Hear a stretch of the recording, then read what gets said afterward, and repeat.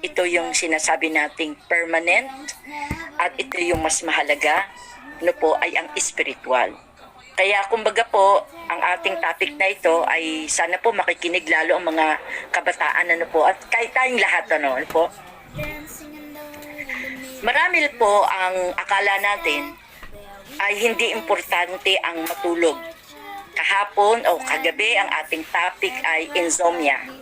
Pero ngayon ang ating tatalakayin, ano ba ang benefits ng ating masarap at tamang pagtulog? Ano? Sabi dito ay getting at least 7 hours of quality rest each night is essential for optimal health. Sapagkat ang sabi dito, sleep provides the foundations for all of your daily habits and decisions.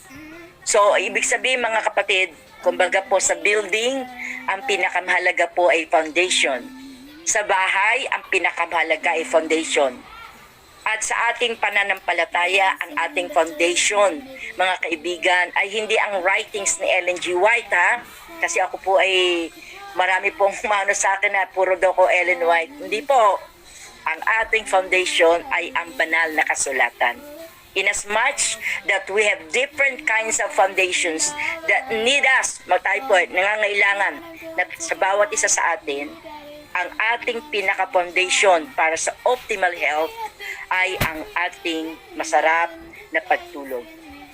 Sleep deprivations can negatively affect our moods, our temperament, and even our ability to focus on daily tasks. So, ibig sabihin po, kapag ka po na-deprive tayo, nagkulang tayo sa pagtulog, marami po ang apektado nito para sa atin. So, napakahalaga ang pagtulog. So, number 1, benefits ng masarap at tamang pagtulog. Sleep can boost the immune system. No, akala ng marami, ang nakaka-boost lang ng immune system ay yung mga phytochemicals, antioxidants, manganese, vitamin C, at kung ano-ano pa. No? Sa totoo lang mga kaibigan, kung ako'y pagod at dumating ako sa bahay, anong pipiliin ko? Kumain o matulog? Ang pipiliin ko matulog. O talaga totoo yan. No po? Sapagkat napakadali lang po ang mag-fasting. Pero yung pagtulog ay talaga po, kung gusto nyo pong mapatumba si Miss Hintay, gusto nyo akong mapatumba sa lahat ng ano po, ay wag nyo akong patulugin. Pag ako hindi nyo pinatulog, naku po, hindi na ako magiging productive, hindi ako magiging effective, efficient. So maraming bagay, no? Kaya ako sana ako mag-fasting, pero yung ako ay deprive mo sa pagtulog, iba po yun, mga kapatid. So, kailangan kung sakali po nagkulang ang ating pagtulog, we have our, tinatawag nating the power nap, mga kapatid. So, napping can reverse the effects of a night of poor sleep. So, kung sakali po tayo ay kulang sa pagtulog, magkaroon tayo ng power nap sa ating pagtulog, maaaring ito ay sa in-between ng umaga o kaya po in-between ng hapon. So, ang sabi po ng Journal of Clinical Endocrinology and Metabolism, a couple of half-hour nap can relieve stress and boost the immune system. So, yun lang po ha. Kalahating oras lang, mga kaibigan. Kalahating oras lang na power nap ay ito po ay sapat na upang ma-boost ang ating immune system sa oras na hindi natin napagkasya ang pagtulog sa gabi, no? At ito isang pag-aaral po na isang clinical trials at natuklasan nila, mga kaibigan, na kapag ka po tayo, ito ha, sabi rito, tayo ay kulang sa pagtulog, nag-i-increase ang ating stress hormones, mga kapatid. At siyempre po, causing ito ng anxiety and at the same time, depression. At nagdi-decrease din, mga kaibigan, ang ating antiviral proteins na kailangan po ng ating immune system. But to tell you frankly, mga kaibigan, after 30 minutes ng ating power nap, kinabukasan, ay magiging normal ang level ng ating pong hormone. So kailangan talaga, mga kaibigan, ang masarap na pagtulog at tamang oras. Number 2, too little sleep can raise blood pressure. Akala ng iba, ay, teka, magpuyat-puyat nga tayo para bumaba ang ating blood pressure. Pero the truth of the matter is, mga kaibigan, kapag tayo kulang sa pagtulog, ito po ay precursor. No? Ito po ay nakaka-trigger na mag-raise ang ating blood pressure.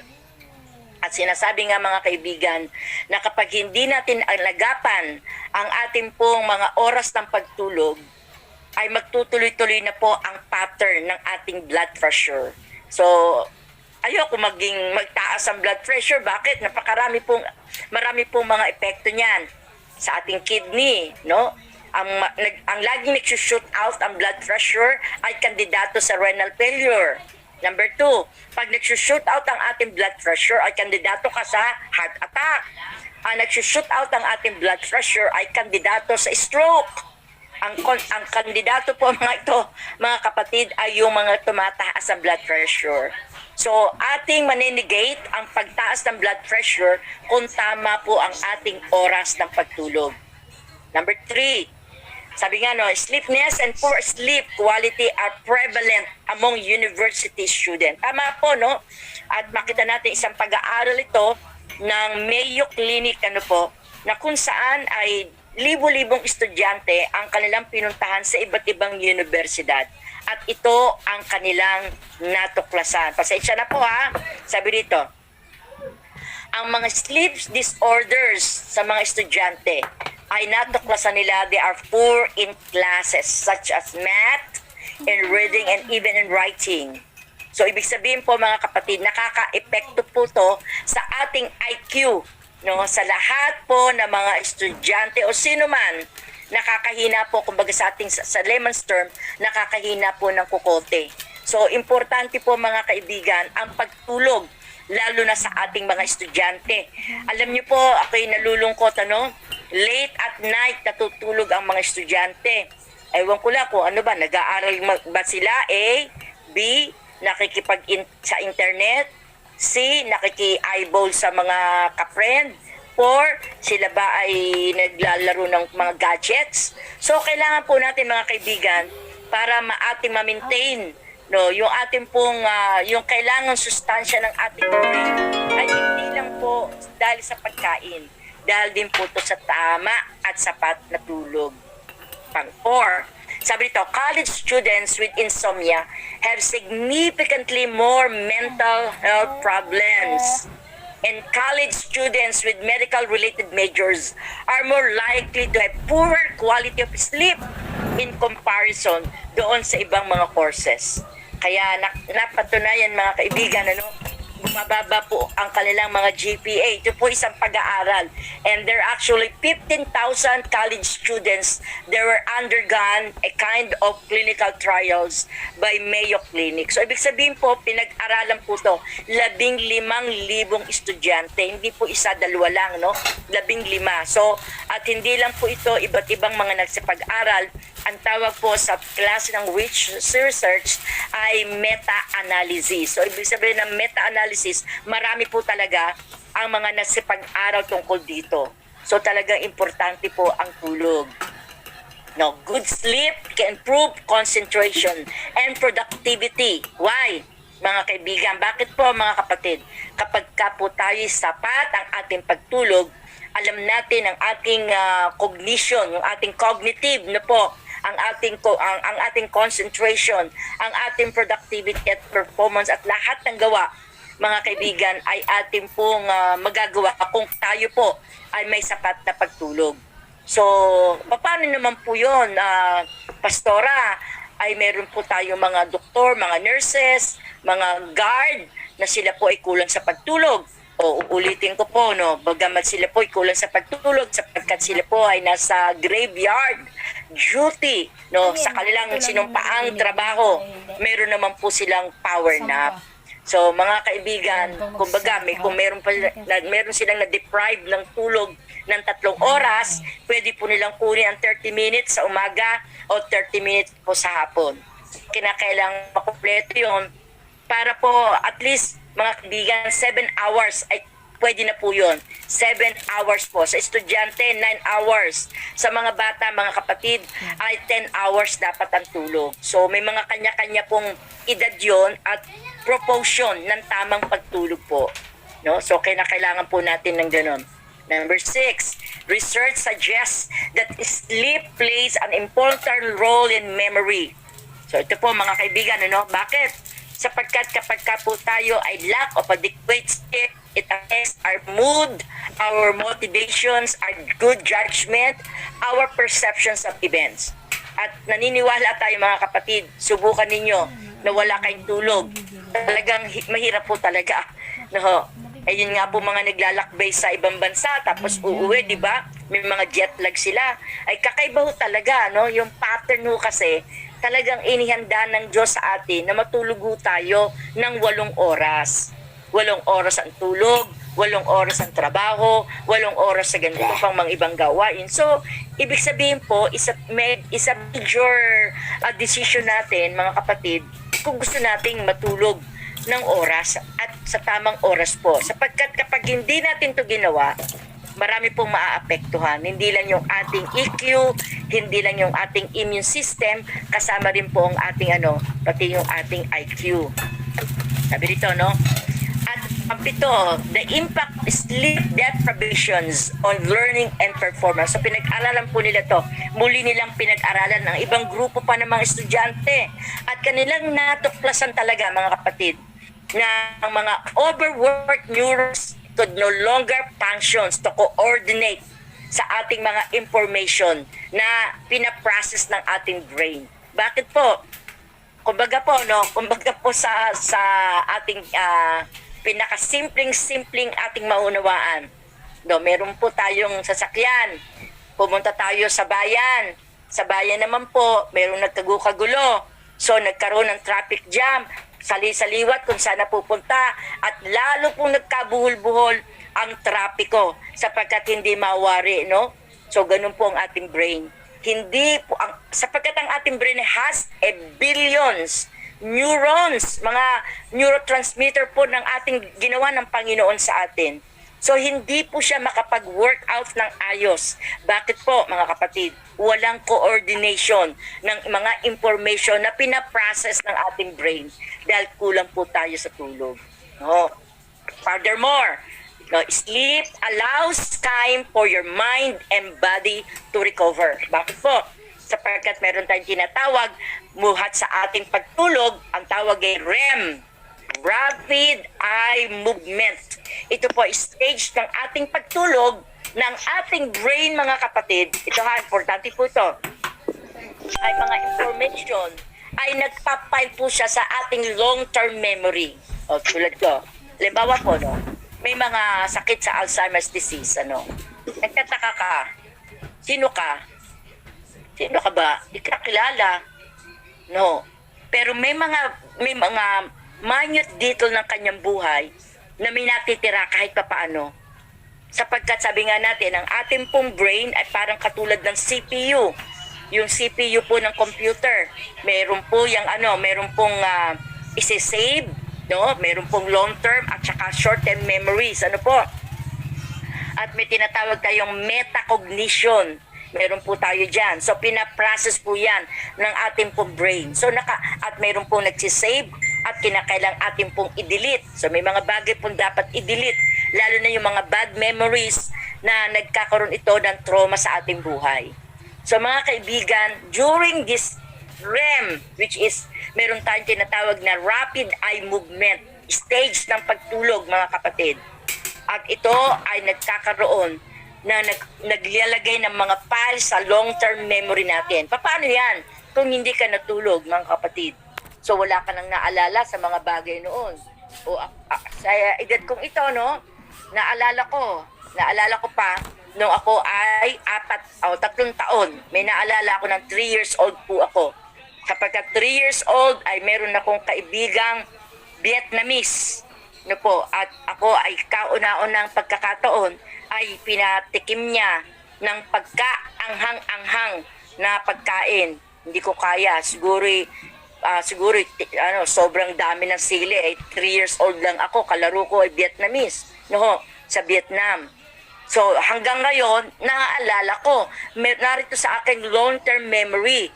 No, siguro inaayos pa ng aking brain, nandiyan pa ang files na iyan. So kapag ka po tayo kulang sa tulog, unti-unti pong nadidelete yun, mga kapatid. So nakakalungkot naman. Ano po, meron tayong mga moments sa ating buhay na na-delete, samantalang magagandang bagay yon dahil nagkulang ka, na-deprive ka sa pagtulog. Sleeping less than 7 hours a night is associated with weight gain, no? Lalong tataba, diabetes, high blood pressure, and depression, among other health risks. So mga kaibigan, hindi po ako may sabi, maraming mga pag-aaral. I'm telling the truth, I just read 37 mga medical journals. So, ang lahat na ating sinamarize at ginawa natin ng isang pagkakataon na maibigay ito sa mga tao. So, nakakalungkot namang aminin na marahil sa atin, mas marami tayong oras. Ano nga ba ang pinagkakabalaan ng tao? TV ba? Gadget ba? Ano ba? So, dapat po, tama na talagang ating oras ng pagtulog, no? Melatonin is a hormone that our brain produces in response to darkness. So, limbawa po, napakaganda po itong nilikha ng Diyos, Ang nagre-release nito ay brain, mga kapatid. At siya po ay nagre-release para yung ating na-exhaust, na energy, lahat-lahat, mga kapatid. Feeling hindi tayo groggy kapag ka po nag-release ang ating brain ng melatonin. At siya po ay nagre-release lang sa panahon na tayo natutulog at patay ang ilaw, mga kapatid. Teka, may asong tumatahol. May microphone na sabi nga, being exposed to light at night can block melatonin production. Kaya nga po ako, nung nabasa ko ito, 30 years ago pa, mga kapatid, 30 years ago, nabasa ko ito, ay nag-umpisa ako na hindi ako pwedeng matulog ng bukas ang ilaw, mga kapatid. Maliban na lang, ang pasyente ay mayroon pong depresyon at parang may konting so kailangan naman niya i-araw. Kasi po, sa lahat po na mga nagpapakamatay, ay yung mga panahon na pulimlim ang panahon, madilim, at yung pong mas marami pong snow na time, o ibig sabihin po ay yung malamig na panahon. So, sa atin po mga kapatid na normal naman tayo, hindi naman tayo nadidepress, at tayo naman po mga kapatid ay kailangan po ng ating brain na talagang automatic yan. Ang galing ng Diyos. Naglagay siya ng klase ng chemical na automatic na nagre-release ang brain kapag kahit tayo natutulog at patay ang ilaw. Grabe ang Panginoon, sobra. Hindi pwedeng in-invento yan. Ngayon, ang ginawa ng mga tao, ito ang ginawa ng tao. Nag-invento ng sariling melatonin. Nakakatakot po yan. Yung mga melatonin na iyan. Sapagkat, bakit ka pa mag-iinom ng melatonin na iniimbento ng iba? Kasi siyempre, pharmaceutical. Yan ay multi-trillion dollars ang pharmaceutical.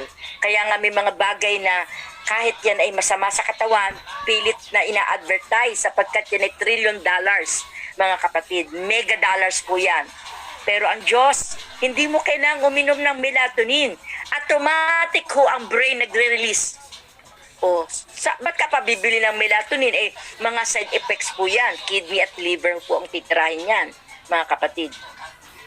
Number 9, sleep and cytokines. Ito po mga kapatid. Ito'y klase. Ano naman kaya ito mga kapatid?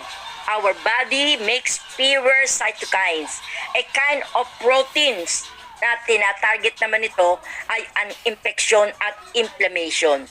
Para mamaya papakita natin yung T-cells, yun na yung mga sundalo ng ating katawan. Sundalo ng ating katawan. Siya po mga kapatid, kapag ka po ito ay wala tayong tulog, kulang ang ating tulog, hindi po groggy din po ang ating mga sundalo ng katawan. Ay, ako'y groggy, ano ba yan? Itong katawan na aking inaanuhan ay wala man lang tulog. So, groggy din ang ating sundalo sa katawan, mga kapatid.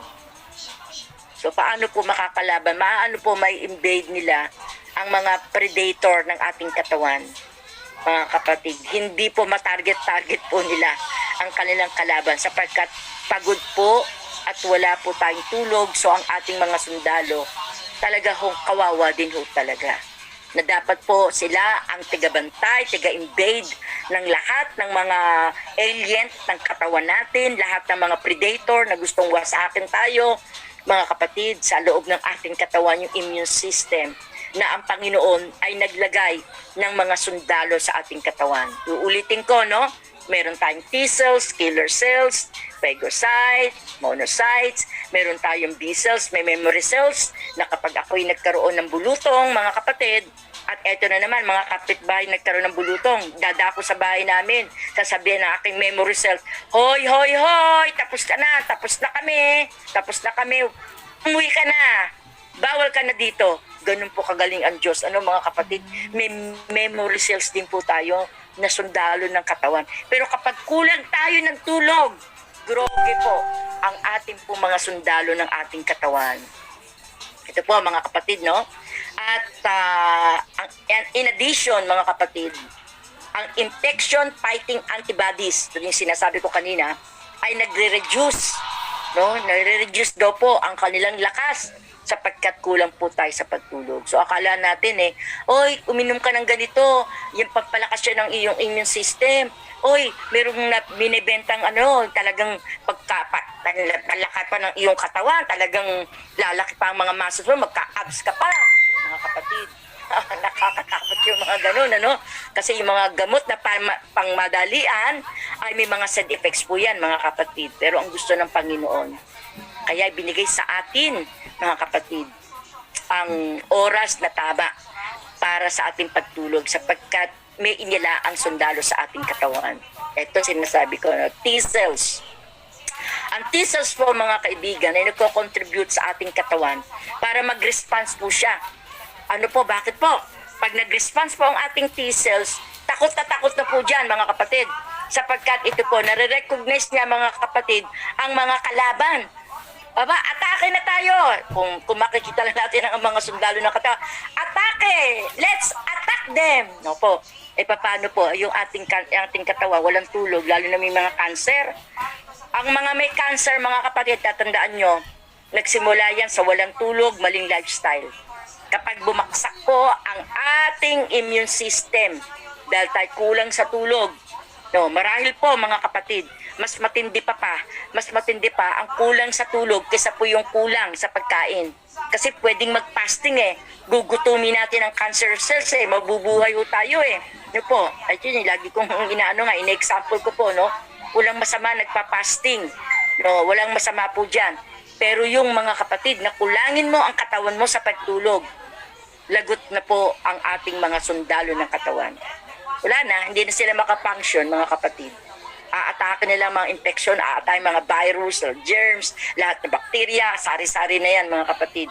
At lalamunin pa ang ating mga sundalo ng mga cancer cells. No? Sa halip na kakainin nila ang mga cancer cells, mga kapatid, kasi maglalaban sila ng ating mga antibodies Pero dahil nga lango ito at wala tayong tulog, gagawin po, mga kapatid, ang cancer cells ngayon ang kakainin ng ating mga ang ating mga sundalo. So, bakit natin pipilitin at bakit ating nanaisin na maging ganon ang ating pong katawan?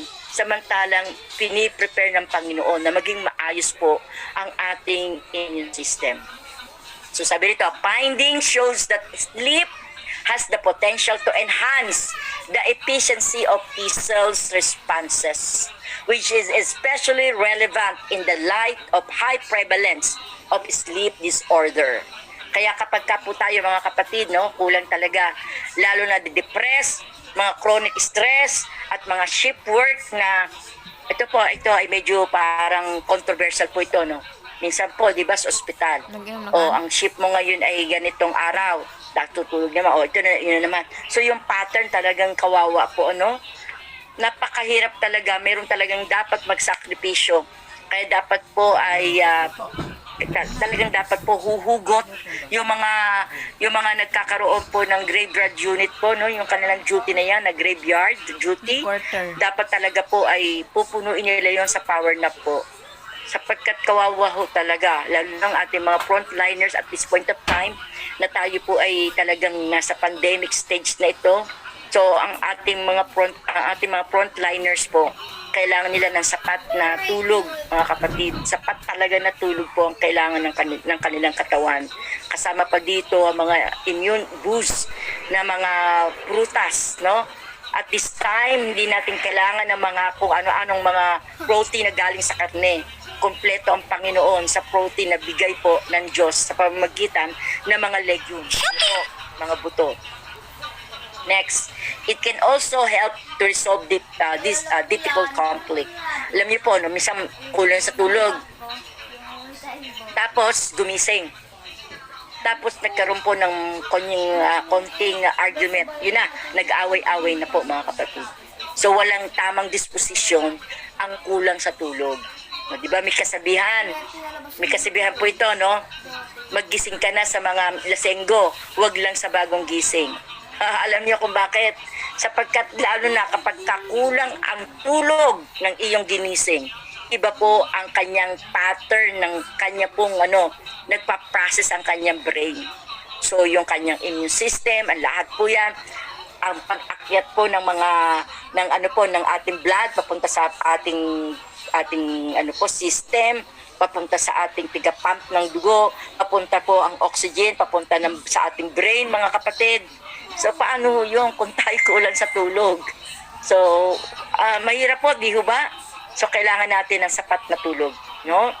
It can help you become more resourceful and creative. Sapagkat bakit po nagpa-process ang ating pong brain sa panahon na tayo po ay natutulog. No? Higit pa, sapagkat yung mga memories na yon ay kanyang pinapile po. No? Number 12, sleep and emotions are closely linked. However, the effects of sleep on social-emotional task performance have only recently been investigated. Kaya po mga kaibigan, no, kailangan natin sa ating mga emosyon, alagaan natin ang ating katawan. Naisip natin na lalo kang nagbababatsuka, late at night ka natutulog, lalo kang nagaganto mga kapatid, lalo mo lang pinahihirapan ang iyong katawan, ang iyong emotion. Bakit? Sapagkat na-deprive ka sa tamang oras ng pagtulog. Number 13, poor sleepers have a greater risk of heart disease and stroke. Isa na naman itong pag-aaral mga kapatid. At including po dito, no, isang review ng 15 studies to na pinag-aralan nila. 15 mga meta-analysis po ang ginawa nila.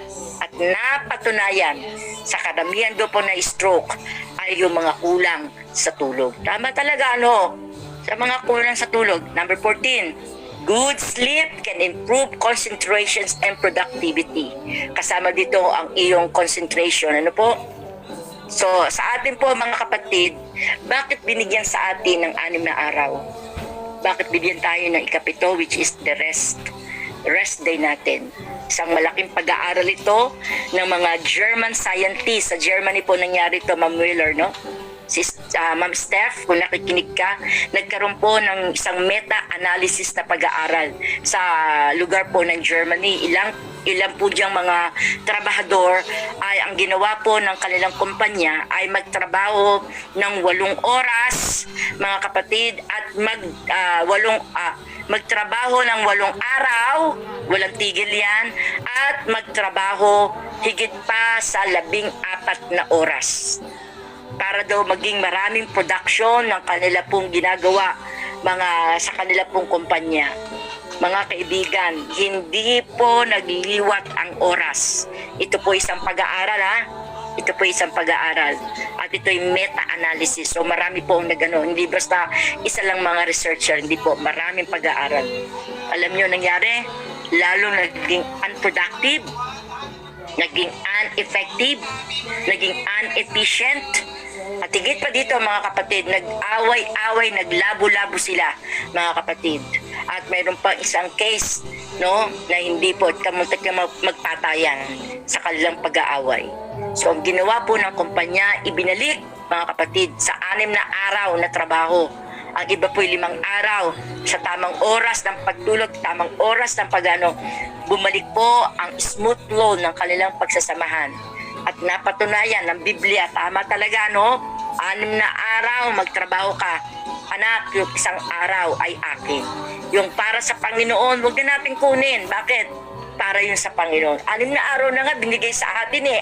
6 na araw na singkad binigay sa atin. Pero bakit ating pang ninanakaw ang para sa Panginoon?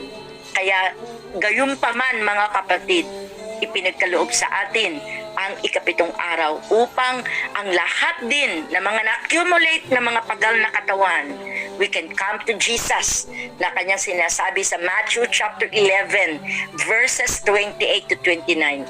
Come unto me, all of you who are heavily laden, and I will give you rest. So ibig sabihin mga kapatid, napakahalaga po pala no, na lumapit tayo at bibigyan tayo ng kapahingahan ng ating mga paggal na katawan at espiritual. Walang iba kundi si Jesus na siya nagsabing, I am the Lord of the Sabbath.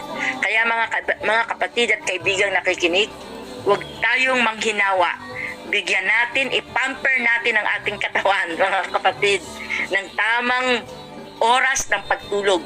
Sapagkat naniniwala ako, tataas ang ating EQ, lalakas ang ating immune system ayon sa ating pinag-aralan, at tataas din ang ating IQ. So mga kaibigan, intelligence quotient, emotional quotient, immune system. At dahil malalakas ito mga kapatid, ang susunod, ang underlying mga kapatid, pati ang ating spiritual, sapagkat nanoris lahat tayo ng mga kapatid ng pagkain, ng tamang pagtulog. Siyempre po, ang end result nito sa ating spiritual naman, pinakain natin ang ating kaluluwa, lalo tayong tatatag sa ating kristyanong pamumuhay. Magandang gabi po sa inyong lahat at nawa po